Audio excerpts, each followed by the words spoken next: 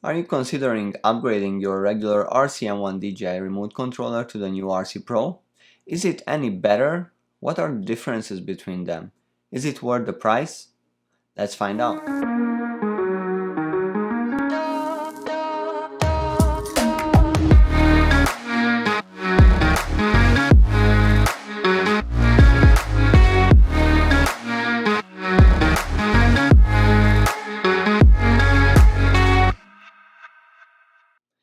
The main difference between the two remotes is that the RC Pro has an integrated 5.5-inch screen and the RC-N1 does not. You can get an RC-N1 for $140, where the RC Pro costs a whopping $1,200.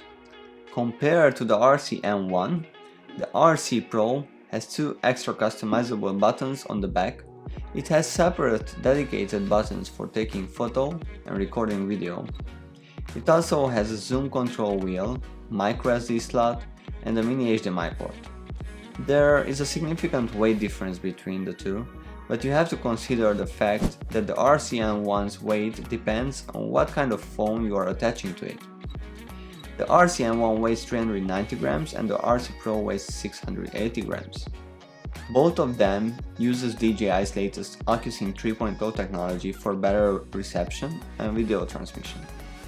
The RC Pro currently only supports the Mavic 3 and the Air 2S drones, but DJI promised they will add new drones to work with in the future. We will see what these drones will be, but hopefully they will add some old ones as well. Obviously, they can only add those drones that has OcuSync 3.0. Now let's see what are the pros and cons of these remotes. Pros of the RC-N1. It's lightweight, measuring 390 grams. It has a smaller form factor. It's easier to store and travel with it. It always has internet connections through the phone attached to it, so you can see the real-time location of the drone on the map, and you can do software updates on the go. It is way cheaper than the RC Pro, and it has 6 hours battery life. Cons of the RC-N1. It needs a phone attached to be able to see the live view and to change the settings on the drone. It's an extra hassle to attach your phone to it every time you want to fly. Depending on your phone, but the screen's brightness might not be optimal for outdoor sunny conditions, especially when your phone overheats on the sun and it turns the screen's brightness down. It has less range than the RC Pro. It has no memory card slot and no HDMI output. It relies on the performance and quality of your phone. Pros of the RC Pro. It has more range than the RC-N1.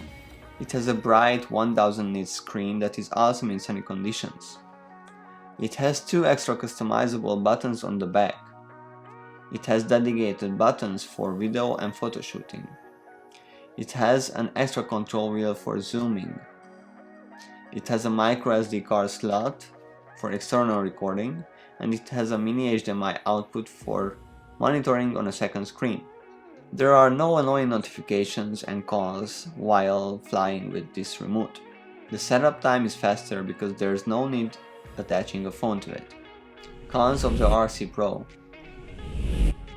It is way too expensive. It needs Wi-Fi hotspot from your phone to be able to see the map and do updates. It is much heavier and bigger. That can be a problem when traveling. It only has 3 hours of battery life compared to the RC-N1 6-hour battery life.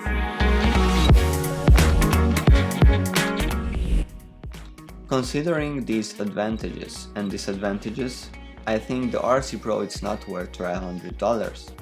But if you have the extra money and these advantages worth that much to you, then go ahead and buy it. I think the name of the remote says it, who should really get it. The Pro name implies that this was made for professional videographers, drone pilots, who really take advantage of the faster setup time, the good quality and bright screen, the better range, and all the other advantages. So if you're a hobbyist and you are only flying your drone for fun, or you don't have the extra stack of cash to get the RC Pro, then I would say you are good with the regular RC-N1 remote. You have all the features you need to fly your drone and have fun. If you like this video and you are interested in more tech related videos coming up in the future, please hit the like button, leave a comment below, and subscribe to my YouTube channel and my other social media platforms. My name is Frank, and you just watched Tech Engaged.